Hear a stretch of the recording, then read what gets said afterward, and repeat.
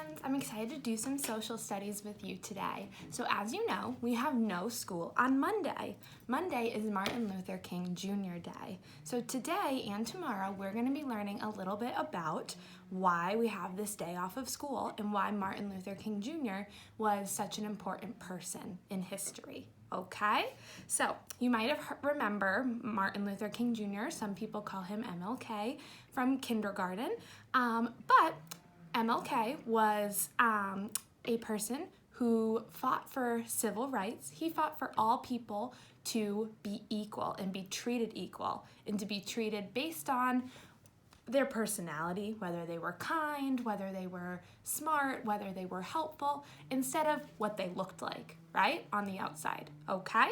So today I'm going to read a story to you called Martin's Big Words, and while I'm reading it, I want you to be thinking about how would you describe Martin Luther King Jr.? What are some character traits of him? And then I also want you to be thinking about his big words, okay, and what those big words mean to you. All right, so here's our story. Here's a picture of MLK, and we're gonna start reading. Martin's Big Words. Everywhere in Martin's hometown, he saw the signs, white only. His mother said these signs were in all southern cities and towns in the United States. Every time Martin read the words, he felt bad until he remembered what his mother told him. You are as good as anyone. So a long time ago, people who did not have white skin were not allowed to go into certain stores or restaurants or different places only because of the color of their skin and what they looked like. In church, Martin sang hymns, he read from the Bible, and he listened to his father preach. These words made him feel good. When I grow up, I'm going to get big words too.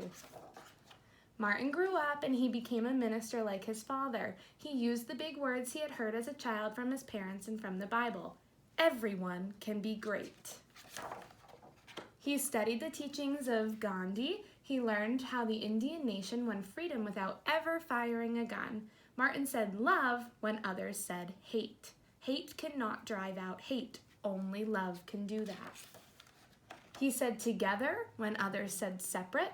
He said peace when others said war. Sooner or later, all the people of the world will have to discover a way to live together.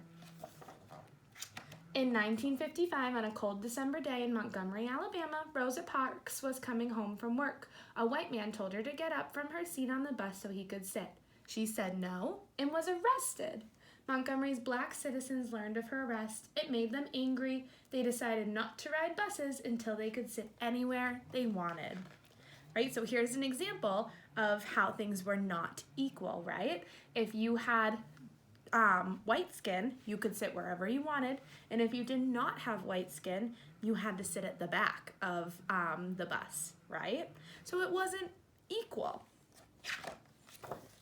But what's really important here is that the black citizens, they never were violent, right? They just decided, well, we won't ride the bus anymore.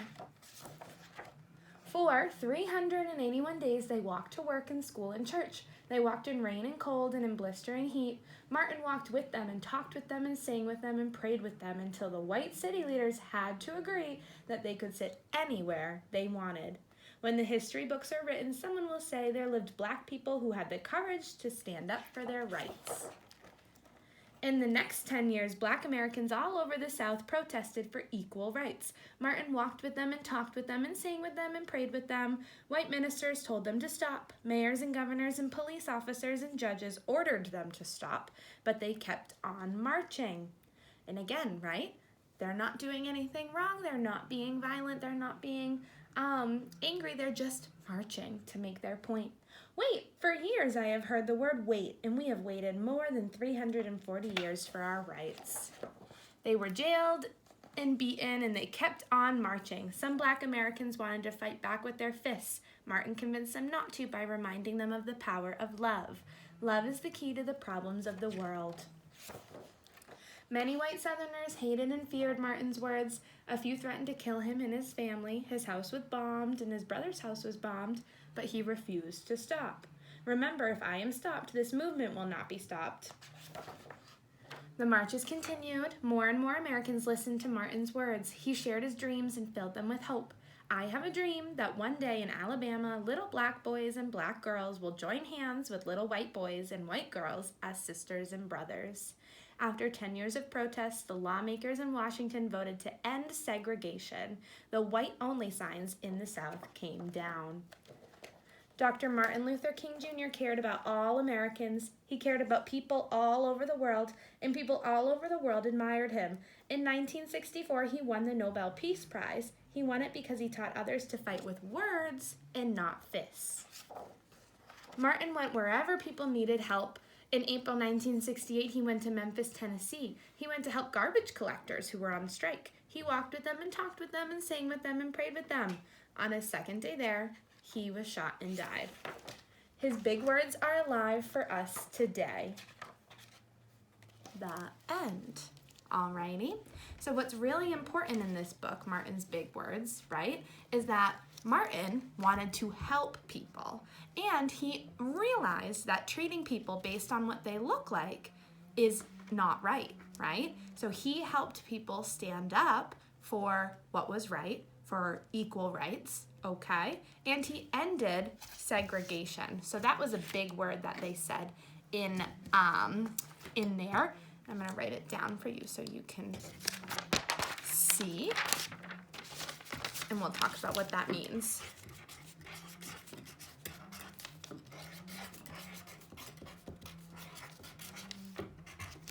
So, segregation, right? So, segregation means when people with white skin and people with black skin could only do things separated, right? It means being separate, which is not equal, okay? So Martin helped to end segregation and bring everyone together. Like he said in those big words where he wanted the little black boys and girls and the little white boys and girls to be able to come together as brothers and sisters. Okay? So today, I want you guys to think about character traits. How would you describe Martin? Was he brave because he walked with people who were going against the norm at the times, and he listened to them and helped them? Was he helpful?